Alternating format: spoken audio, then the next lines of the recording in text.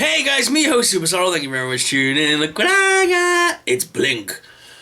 Now this is the figure I was most excited about for this wave. I know that sounds really insane because she's like one of the least known characters I think in this wave to most people. Blink was always a fan favourite of mine from back in the comics with the Exiles comic back in the 2000s. And she was also featured in the Age of Apocalypse storyline.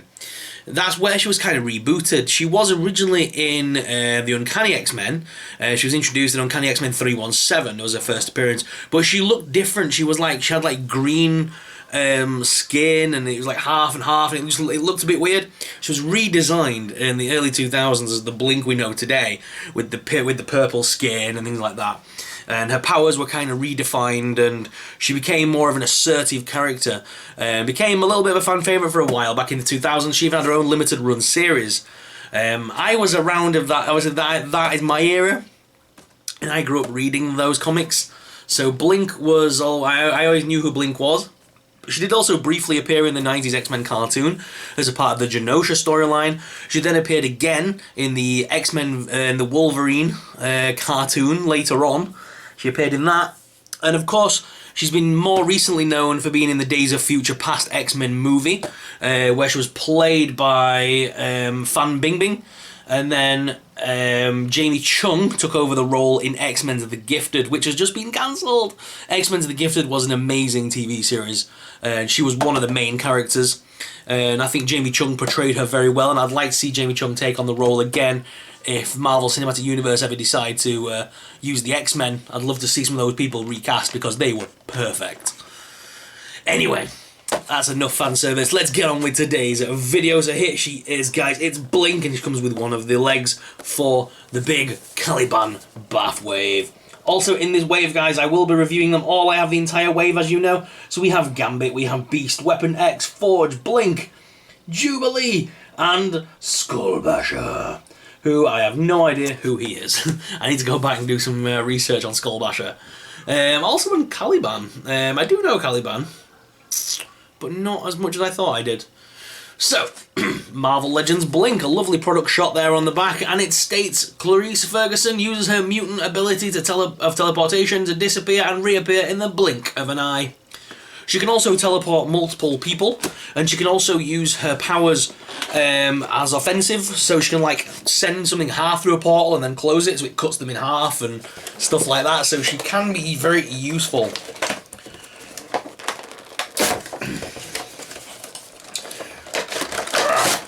So let's get around, guys. I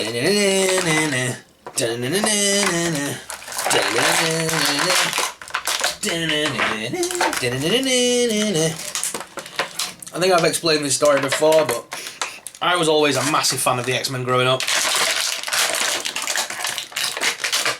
Obviously with my disabilities, you know, when you kind of grow up in a world where people don't quite know how to help the disabled in the early 90s and things like that, and you felt different, you didn't feel a part of, you know, the wider world, so to speak. Felt a bit of an outcast. The X-Men comics really spoke to me as a kid on that level. I know that's quite a sad story, but it's true. Really helped me through some bad times, did X-Men. And helped me come to accept my disabilities and who I am and things like that, so I've always got a very big soft spot for the X-Men. It's one of my favourite comics of all time. Now, this figure is very nice. There are a few QC issues with it, but so far, so good. So let's take a look at the actual face sculpt. Now, the face sculpt is my most favourite thing about this figure. I think she looks absolutely beautiful. Loving the nice ear sculpts there to make her ears look a bit more pixified. And the tattoos on her, well, they're not tattoos, the birthmarks on her face.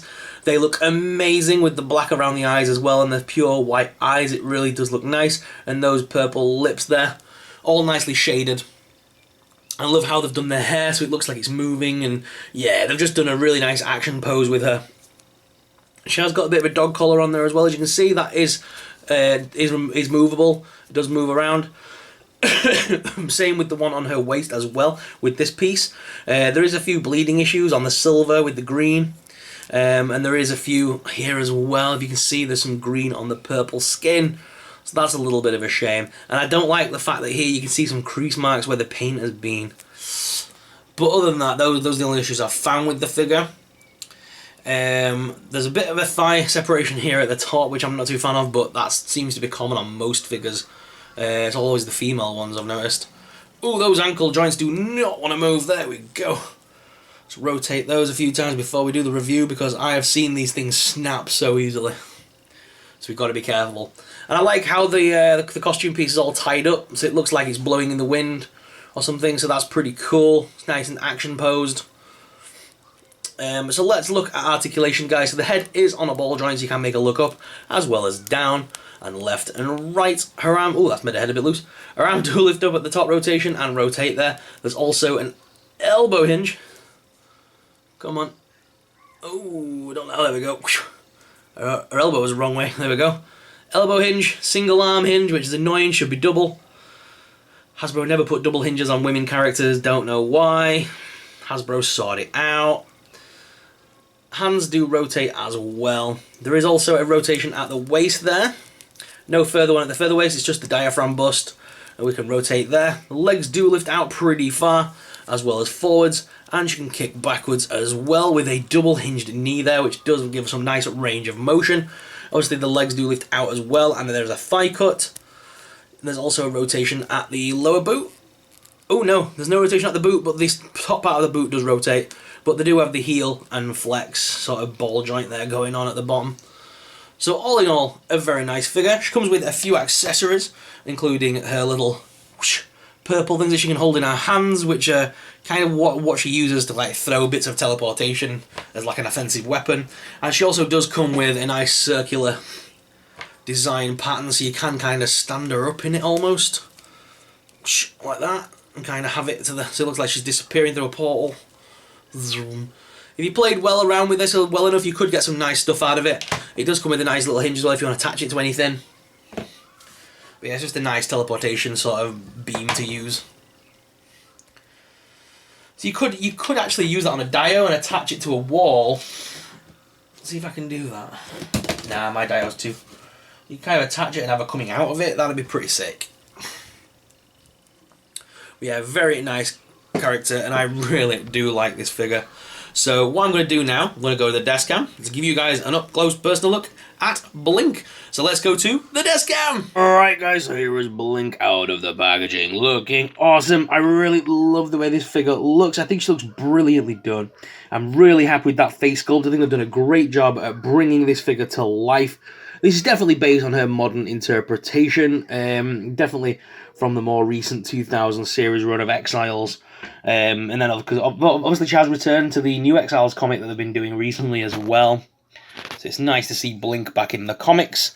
Hopefully with the launch of the Disney application, we might see things like X-Men Gifted maybe back or recommissioned or something similar. So I hope we haven't seen the last of Blink. Like I said, she was used in the Days of Future Past X-Men movie along with Warpath, who was also with her in the TV series. In the TV series, Warpath played her love interest, and it was a very interesting storyline. But yeah, Blink is a fascinating character. Obviously, the way she looks, she couldn't hide like some of the other mutants could. So I really like some of her storylines. And in the sort of TV series, they really went into depth about that, about the fact that she couldn't hide like some of the others. Blink as well was a part of the Generation X comic book series, which debuted in 1994 after the Phalanx convert, which was a spin-off of the X-Men team back in 1994, which I think, and that was kind of with Emma Frost was kind of the head teacher back then, I think. I'm trying to think. And then obviously they were all a part again of the Resurrection storyline with Jubilee. So, very interesting little bit of story there. Blink, I'm just trying to look if there's anything else that I can tell you about Blink, really, because I know a lot of people don't really know who she is. So I kind of wanted to give a bit of information in this as well. So, her first appearance was back in X-Men Alpha #1 in February 1995. And there's also a mention of Uncanny X-Men 317 in October of 1994. So check out those comic books to see her kind of first appearance into the world. In the Ultimate X-Men as well, she was in the Ultimate X-Men with Emma Frost's Academy of Tomorrow. However, she was rejected as a part of the Academy, and she had a few... she participated in the killing premiere episode of the mutant hunting game of the show run by Mojo Adams, so... Very interesting. She was also voiced by Tara Strong in the Rise of Apocalypse X-Men Legends 2 video game. Oh yeah, I remember them video games, the X-Men Legends. Long before the Uncanny, the Ultimate... What's it called? Ultimate Alliance? That's where those games kind of came from, was the X-Men Legends series. Anyway, waffling. Let's zoom out and let's put some more characters on the board. So, here she is with the old Toy Biz Emma Frost, who doesn't stand up anymore and whose leg joints are about to pop out. So I'm so glad we're getting a replacement Emma Frost this year. Yep, I've stand Emma Frost back there. And then, of course, we've got another old Toy Biz, Quicksilver. We're getting a replacement Quicksilver this year as well. Happy days. So yeah, 2 new awesome figures coming this year. Finally, we need them in the collection. Obviously, the X-Men TV series did use Polaris as well, and these two are best friends in the TV series of Gifted, so I'm happy to have both of these. I still need my Warpath figure. I'm so gutted that I still don't have one just yet. If anyone can hook me up with a Warpath or sell me one, I'd love you. 10,000 or 3,000. And then there's the Kit Bash King himself. A good friend on the Marvel Legends Community UK board has hooked me up with this awesome custom Iceman. I really love this figure, and I can't wait to review this properly. I'm going to give it a full review. Stephen Perry, thank you very much for including that figure, dude, to me. I really appreciate it. And big shout out to Stephen's son, who watches my videos. You're going to see one of your dad's figures reviewed on my channel. How awesome is that figure, guys? I really like the way it looks. Might have to use something on his feet to kind of keep him stood up. I am struggling to keep him upright. But the figure itself is beautiful. Love the way it looks. With the ice sort of hands and feet, but with the X-Men clothing body. Just looks brilliant. What do you guys think? Let us know in the comments. I might actually use one of the ice things I've got. I've got like a thing I can stand him on. He'll look like he's riding a surfboard of ice. Might use that. There we go. That's a nice pose. Yeah. So guys, what do you think of Blink? And who should I review next? Let me know in the comments below. And as we can see, guys, it's back to Days of Future Past. There's Polaris on the ground trying to bring down the giant beast. But who's atop the Sentinel? It's only Ruddy Blink. And what's she doing? She's trying to rip the head off the Sentinel by using her teleportation powers, but I don't think it'll work, do you? Sentinel power core breached. Oh, it might do. He's breached. He's breached. Purge power core. Oh, he's broken. That means she's won. The X-Men are gonna win. Who do you think would win in this fight, guys? Blink and Polaris or the big Sentinel? Let us know in the comments. So, guys, what are your thoughts on Blink? Let us know in the comments down below. If you enjoyed this figure, guys, please give it a thumbs up and smash the subscribe button if you're new around here. It would really support us, really help us out, and help us to keep making awesome videos. Guys, as always, I'm your host, Superstar, and I want to thank you very much for watching. Which review should I do next? Which one of the X-Men figures should I review? Let me know in the comments who you're excited to see, and the most voted character will be next up for review. As always, guys, I'll see you in the next video. May the Force be with you.